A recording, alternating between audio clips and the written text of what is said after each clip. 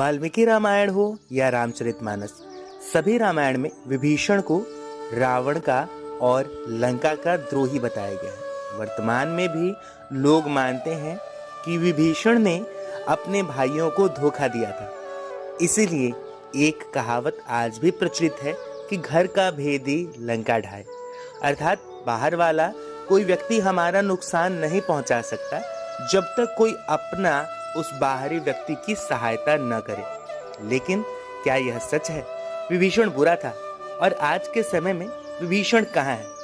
आज जानेंगे हम इस वीडियो के माध्यम से, लेकिन इसके लिए जरूरी है कि आप इस वीडियो को अंत तक देखें। और हाँ, वीडियो शुरू करने से पहले आप इस चैनल को सब्सक्राइब करना बिल्कुल ना भूलें। रामायण में एक तरफ राम तो दूसरी तरफ रावण था। एक तरफ प्रभु श्री राम को उनके भाई भगवान मानते थे, तो दूसरी तरफ रावण के भाई उन्हें अपराधी, घमंडी और अहंकारी मानते थे। हालांकि रावण के कुछ भाई और रिश्तेदार उसके साथ हमेशा खड़े भी थे, जिनमें कुंभकर्ण और मेघनाथ जैसे रिश्तेदार शामिल हैं। विभीषण ने रावण को कई बार समझाने का प्रयास भी किया कि वह जो कर रहा है वह गलत है, लेकिन रावण ने किसी की एक न सुनी। रावण के सौतेले भाई भी थे, जिनमें से एक कुबेर से उसने लंका छीन ली थी। बाकी खर, दूषण और अहिरावण ने उसकी सहायता की थी। उसकी सगी बहन सुपर्णखा और सौतेली बहन कुंभिनी ने भी रावण की सहायता की थी। रावण का अपने सभी भाइयों से शक्ति के बल पर संबंध था, जबकि राम का अपने भाइयों से प्रेम और समर्पण के बल पर संबंध था। रावण ने जब सीता का हरण किया, तब विभीषण पराई स्त्री का हरण करने को महापाप बताते हुए सीता जी को श्री राम को लौटाने की सलाह देकर हमेशा धर्म की शिक्षा देता था, लेकिन रावण उसकी एक न सुनता था। क्या विभीषण का यह कार्य धर्म विरुद्ध था? विभीषण ही नहीं, बल्कि रावण को उसकी पत्नी मंदोदरी, उसके नाना माल्यवान और उसके ससुर मयासुर भी वही बात करते थे जो विभीषण करता था। दरअसल विभीषण अपने भाई को बचाना चाहता था। विभीषण ने हर मौके पर रावण को रोकने का प्रयास कर धर्म की शिक्षा दी, लेकिन अंततः रावण ने क्रोधित होकर विभीषण को लंका से बेघर कर दिया और उसे देश निकाला दे दिया। यदि वह ऐसा नहीं करता तो संभवतः विभीषण को लंका में ही रहकर राम से युद्ध करने के लिए जाना होता, लेकिन घर निकाला रावण ने ही विभीषण को दिया था। ऐसे में विभीषण घर के भेदी मजबूरन बने हैं। रावण के निकाले जाने के बाद विभीषण के पास कोई दूसरा विकल्प नहीं था। वे प्रभु श्री राम की शरण में चले गए। वे चाहते थे कि निर्दोष लंकावासी न मर जाएं और लंका में न्याय का राज्य स्थापित हो। विभीषण राम की शरण में इसलिए नहीं गए थे कि उन्हें लंकाधिपति या लंकेश बनना था। उनका उद्देश्य कुछ और ही था। विभीषण के शरण याचना करने पर सुग्रीव ने श्री राम से उसे शत्रु का भाई व दुष्ट बताकर उसके प्रति आशंका प्रकट की और उसे पकड़कर दंड देने का सुझाव दिया। हनुमान जी ने उन्हें दुष्ट के बजाय शिष्ट बताकर शरणागति देने की वकालत की। इस पर श्री राम ने विभीषण को शरणागति न देने के सुग्रीव के प्रस्ताव को अनुचित बताया और हनुमान जी से कहा कि आपका विभीषण को शरण देना तो ठीक है, किंतु उसे शिष्ट समझना ठीक नहीं है। इस पर श्री हनुमान जी ने कहा कि तुम विभीषण को देखकर ही अपना विचार प्रकट कर रहे हो। मेरी ओर से भी तो देखो, मैं क्यों और क्या चाहता हूँ।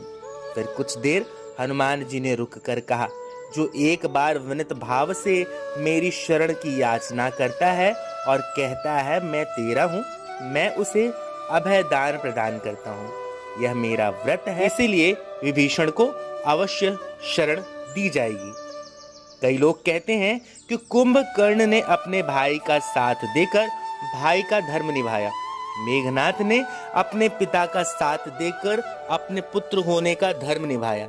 इसीलिए लोगों में उनके प्रति सहानुभूति देखी गई, लेकिन कोई यह नहीं सोच पाया कि विभीषण ने राम का साथ देकर सही मायने में ईश्वर के धर्म का धर्म निभाया। दरअसल आध्यात्मिक जगत में न कोई किसी का भाई है, न पुत्र, न माता और न पिता। आत्मिक और आध्यात्मिक जगत में तो प्रभु या ईश्वर ही हमारे सब कुछ होते हैं। उनकी ओर से युद्ध लड़ना ही हमारा सर्वधर्म होता है। धर्मक्षार्थ युद्ध करना ही सच्चा धर्म निभाना होता है। यही वजह थी कि रावण, मेघनाद और कुंभकर्ण जैसे कई योद्धा महान शक्तिशाली होने के बाद भी कुछ नहीं थे, लेकिन विभीषण कुछ न होकर भी सब कुछ थे, क्योंकि भगवान श्री राम ने विभीषण को अजर अमर होने का वरदान दिया था। अब जानते हैं कि विभीषण सप्त चिरंजीवियों में एक होने के बाद आज इस धरती पर कहाँ है और क्यों है। हिंदू धर्म की पौराणिक कथाओं के अनुसार ऐसा माना जाता है कि 8 महान विभूतियां, कई जगहों पर 8 की जगह पर 7 विभूतियों का जिक्र है। इनमें से कुछ तो रामायण काल की हैं, कुछ महाभारत काल की और कुछ विभूतियां उससे भी पहले के काल से आज तक जीवित हैं। यथा परशुराम और मार्कंडेय ऋषि। मान्यता है कि ये विभूतियां अनंत काल तक धरती पर सशरीर रहकर धर्म की रक्षा और मानव मात्र की सेवा करती रहेंगी। लेकिन क्या आपको मालूम है कि इन प्रातः स्मरणीय चिरंजीवियों में से एक रावण के भाई राक्षस राज विभीषण है। अश्वत्थामा बाली व्यासो हनुमानाश्च विभीषण कृप परशुरामस्य सप्तैते चिरंजीविना सप्तैनान स्मरेन नित्यम मार्कंडेय मथाष्टमम जीवे द्वशर्तम सोपि सर्वव्याधि विवर्जिता।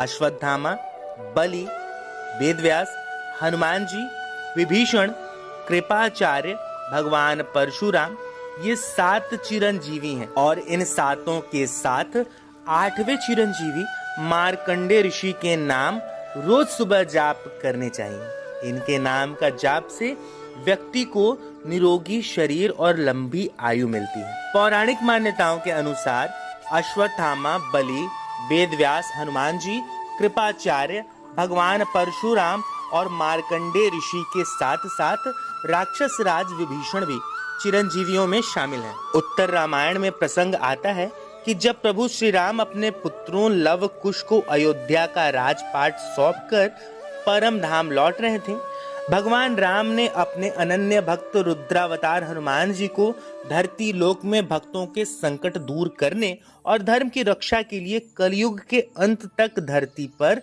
रहने को कहा। हनुमान जी के साथ ही प्रभु श्री राम के एक और अनन्य भक्त थे राक्षस राज विभीषण, जो कि राक्षस कुल में पैदा होने के बाद भी नीति और सत्य के प्रति कर्तव्यनिष्ठ रहे। हालांकि विभीषण को कुल नाशक के नाम से कलंकित किया जाता है, लेकिन विभीषण ने परिवार से अधिक नीति और धर्म का साथ दिया। ऐसा कहते हैं कि आज के समय में विभीषण हिमालय की किसी गुफा में अंतर्ध्यान होकर भगवान राम का स्मरण करते हैं। भगवान राम के प्रति अपनी अगाध श्रद्धा और भक्ति के कारण प्रभु श्री राम ने न केवल विभीषण को लंका का राज्य सौंपा, बल्कि अनंत काल तक धर्म की रक्षा का कर्तव्य भी दिया। प्रभु श्री राम के इसी वरदान के कारण विभीषण आज भी जीवित है और प्रातः स्मरणीय चिरंजीवियों में शामिल है। तो दोस्तों, यहाँ समाप्त होती है विभीषण के जीवन से जुड़ी एक रोचक कथा को लेकर आपके मन में कोई संशय या सवाल हो तो उसे कमेंट बॉक्स में लिखें। कथा अगर आपको अच्छी लगी हो तो इसे अपने दोस्तों, मित्रों व बंधु बांधवों के साथ साझा करें। और हाँ, जाते जाते इस चैनल को सब्सक्राइब करना ना भूलें। अब अगले वीडियो तक के लिए दीजिए हमें इजाजत। हमारे सभी साथियों को हरे कृष्णा।